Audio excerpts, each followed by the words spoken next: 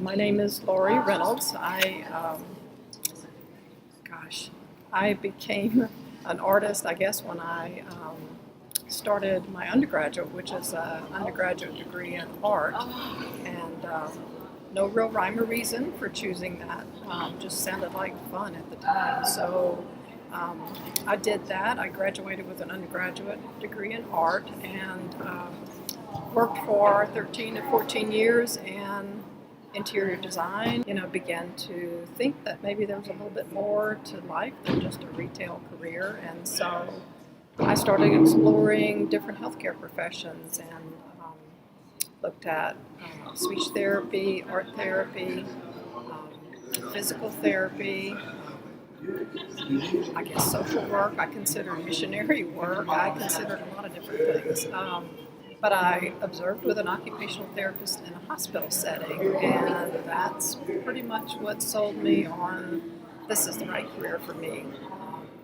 And so I went to school at Texas Women's University in Houston, Texas, and moved out of a home that we had built on an acre of land and moved into a 2-bedroom apartment in Houston before I was accepted. Because I was just so sure that's what I wanted to do. Graduated in 1997 and moved to Louisville, Kentucky, and worked there in clinical practice for about 6 years. And then an opportunity came up for me to move into an academic setting as a fieldwork director and community program director. The university had a practice program for community-based practice at the university, and so I helped to kind of develop that program and grow that program. And so I worked there at, that was Spalding University in Louisville, Kentucky. I worked there for about 12 years before I moved here to Phoenix, Arizona. In 2012, I finished a PhD in gerontology from the University of Kentucky. Over the years, I have really enjoyed doing collages, so using pieces of paper, handmade paper, found paper, and various found objects and assembling that into small size collages. But recently, my husband retired and he is doing pottery, and so sometimes we collaborate on projects, and I use some of his pottery pieces that are more two-dimensional to kind of create collage images with the pottery and found objects. And so they're I guess they'd be wall sculptures that are kind of collage-like. It's an outlet for, I think if we relate it to occupational therapy, it's an opportunity to just be present, which in the busy world that we live in and the hectic lives many of us lead, we don't really have time to be present. And so to me, doing the artwork is a time, it's a stress relief. It's time to relax and just kind of be with the materials. And I enjoy the process of taking found objects and reassembling them into what I think is an aesthetic and an appealing product.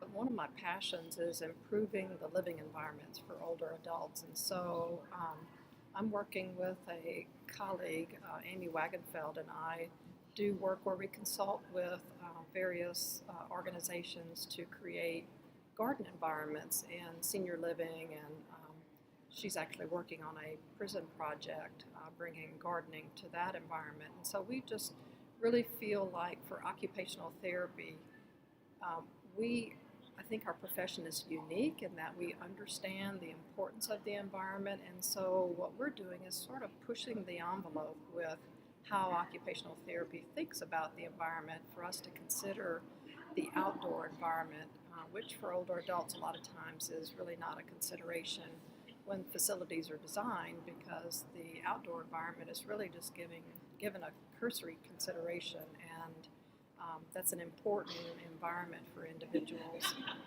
Not only the indoor environment, but we have roles and routines we performed in the outdoor environment, and so we really want to promote gardening for those environments and for others as well.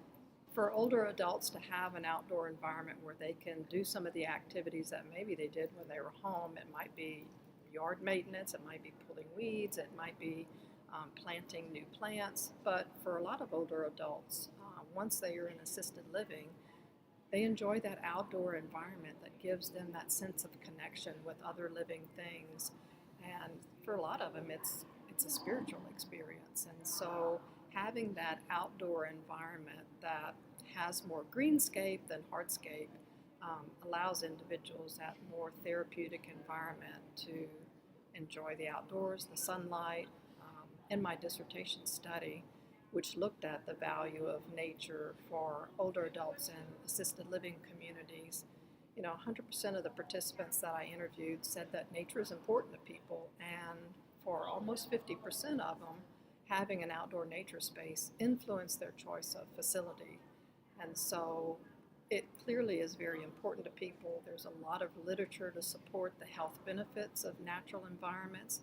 And so as an occupational therapist, knowing the importance of environment to promote health and well-being, but also to promote those normal routines and roles that we had when we were at home.